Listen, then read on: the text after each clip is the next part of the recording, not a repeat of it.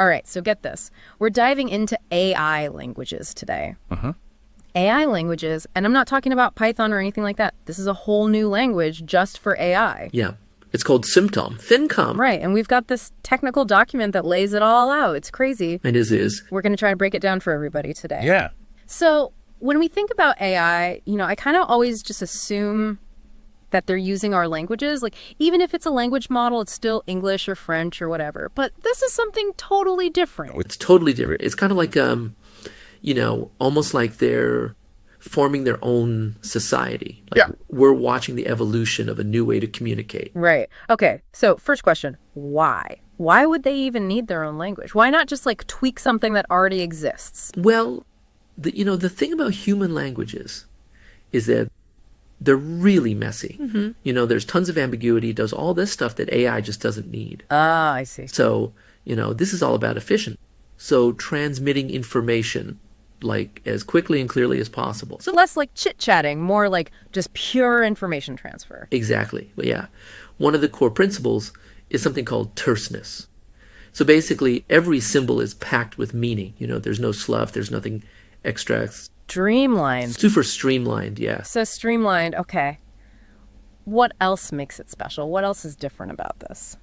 Well, another big thing is it's something called symbolic transmission. Okay? So basically every single piece of information is a predefined signal. So kind of like a specific code for a specific concept. Which means that any AI system, it doesn't matter how they're built, what their architecture is, they can understand each other perfectly. So no more lost in translation moments. Exactly, yeah. That's huge. Yeah, it's huge. Okay, so what else? And then maybe the coolest thing is that it's LLM centric. So this language is actually designed to kind of mirror how LLMs think. So large language models, right? It's kind of like speaking their native tongue. Oh, wow. Wow. Okay, so it's not just some random code. It's like built to work with how they process information. Right, yeah, totally. That's wild. Yeah. Okay, so this is fascinating, but I'm kind of dying to know, like, what does it actually look like? How do you even write in this language? Yeah, so, a typical message is structured kind of like, like a formal letter almost. It's got a header, a body, and then a footer.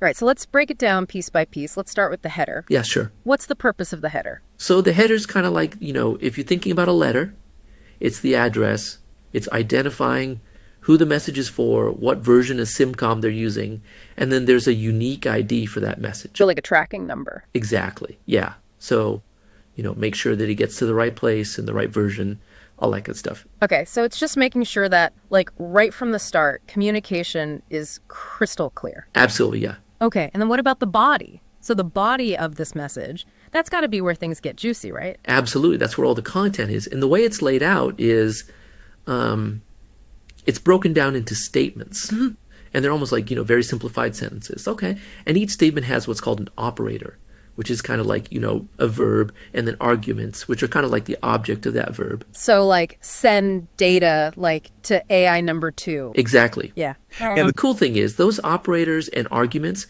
you can combine them in all kinds of ways. So you can actually get some pretty complex interactions happening. Oh, wow. Yeah. Okay, and then lastly, the footer. What is the footer for? Yeah. So the footer is kind of like a safety net. It contains something called a checksum, which is basically like a code that verifies that the message arrived intact. Oh, I see. And that it hasn't been corrupted during transmission. So it's like a digital signature. Exactly, yeah. So it's just making sure that everything's in order. Okay, so it seems like they've really thought of everything to make sure that this communication is, clear and concise and reliable. Absolutely, yeah. Now, I know you've got some examples of like actual SIMCOM in here. Can we take a look at one? Yeah, definitely. Let's look at an acknowledgement message. Okay. Which, even in a short space, you can see how much information is packed in. Perfect. Let's take a look. Let's see what these like AI whispers look like. All right. Okay, so here it is. It's FOV1ACK, like 1A2B. See, it looks kind of crazy. And then it's like, what is that? but once you understand the structure, it's actually pretty straightforward. Okay. So let's break it down. Yeah, let's do it. Okay, so AVAV1 is, okay, that's at the beginning. That's our header. Right. So we're seeing the version of SIMCOM and that it's an acknowledgement message. Okay, got it. So evi means start, v1 means version 1, and then ack is acknowledgement. Exactly. Yeah. Jargon. Yeah. And then we've got okay, so that's got to be the body, but what's with all the like brackets and the quotes and all that? Yeah. So that's just how SimCom represents a string of text within the message. Okay. So in this case, the ache means acknowledgement, and the okay to the actual message content. So it's basically saying message received, okay. Yeah, gotcha. Safe. Simple as that. And then wanting to be at the end. Right, that's our checksum, just making sure that nothing went wrong. Nothing. Got messed up along the way. Exactly, yeah. I mean, that's amazing. So much information in such a short little message. I know, right? It's crazy. Yeah. And that's just like a simple acknowledgement. Like, imagine, The whole conversation. right, like imagine what a conversation would look like.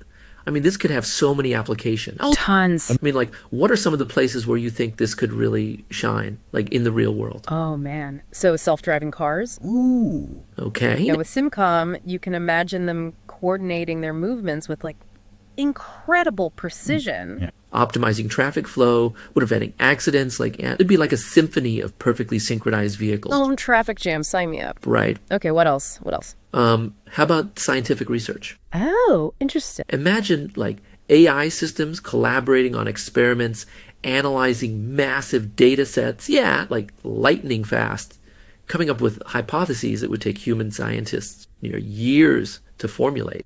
Oh, so like speeding up the pace of discovery, like finding cures or, who knows what. Exactly. Yeah. Unlocking the secrets of the universe. Yeah, maybe Faster than we ever thought possible. Okay, that's mind-blowing. No, right? Okay, so cars, science. I mean, what about like Wall Street? Oh, we have finance. Finance, right? I mean, this seems like, oh my gosh. Yeah.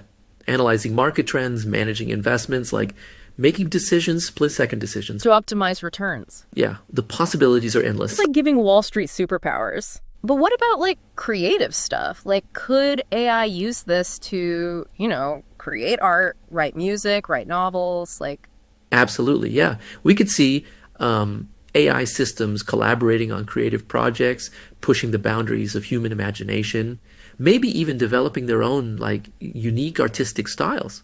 wow. It's a crazy thought, right? It is. It is. And kind of daunting, to be honest. Like this whole idea of AI with their own super efficient language. Yeah, it feels like we're stepping into, like, uncharted territory. It does. It does. Hugely forward for AI development. Yeah, with any powerful new technology. Right. We've got to think about the implications carefully. Of course. Of course. We need to make sure we're, using this responsibly. Right. Yeah. Okay.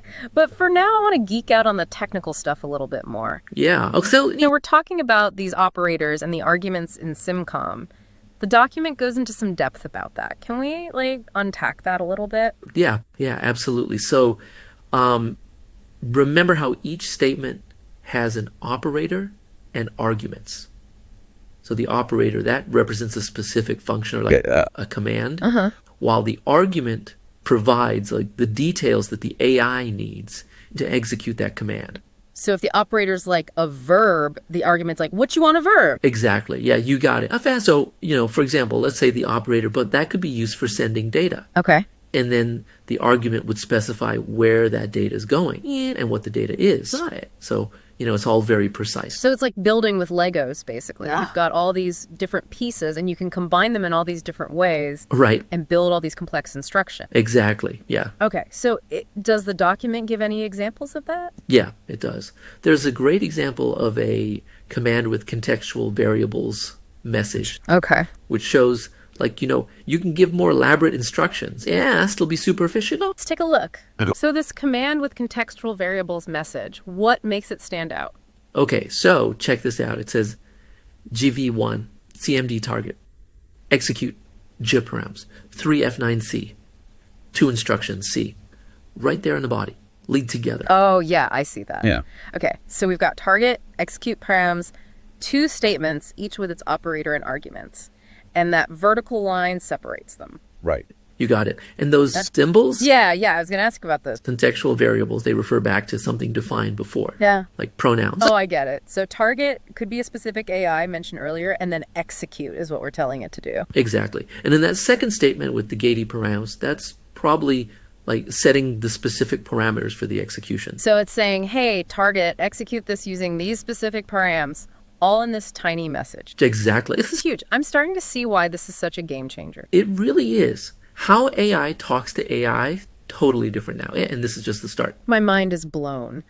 Where could this go next? What does the future of AI communication look like after this? Well, one thing's for sure, SimCom, it won't just stay the same. Yeah. Right? It's going to keep growing, changing, just like AI itself does. Right. We'll probably see new symbols, new operators as AI faces new situations, needs to express more complex stuff. So it's like any language, constantly evolving. Exactly. Like human languages have dialects, different variations, right? We might see AI communities doing their own thing with So like AI slang? something like that, yeah. Yeah. Different AI groups, their own ways of using it. Wow. AI with slang. That's wild. It's like watching a whole new culture being born, not just a language. It really is. It's pretty amazing to think about. It is. It is. But it's also, a little bit intimidating. Like, how much will we even be able to understand as this all keeps evolving?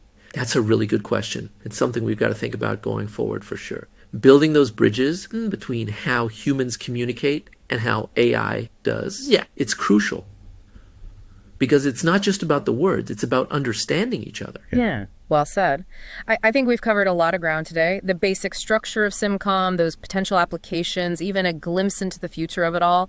It's been a wild ride. It really has. Just goes to show how fast this field is moving.